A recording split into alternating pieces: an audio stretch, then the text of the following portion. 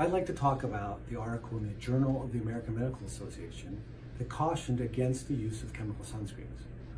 At least that's the way that article can be interpreted, but that's not the case, and I want to tell you why.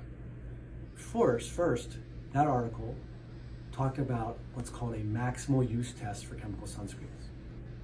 What the FDA did, the people who did the study that the article is about, is they took chemical sunscreens, a few different ones, and they asked people to apply it on 75% of their body. That's like from here to here. 75% all the way back, everywhere.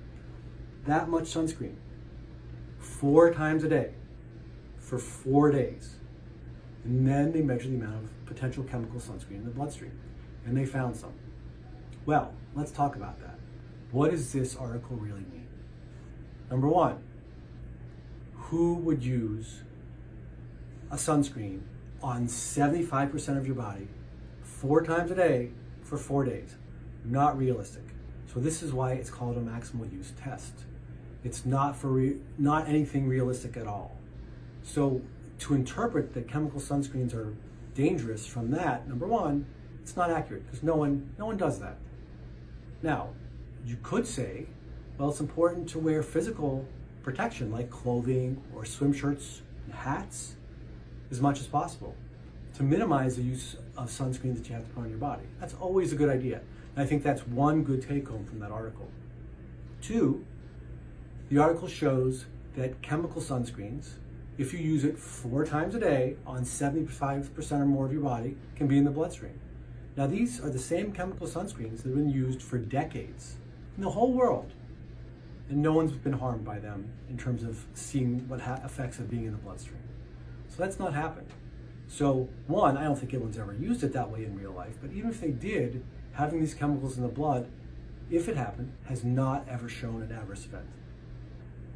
And even more important, when you think about it, there are other choices of sunscreens to use. You can use sunscreens that have physical blockers. Those are ingredients like zinc oxide and titanium dioxide.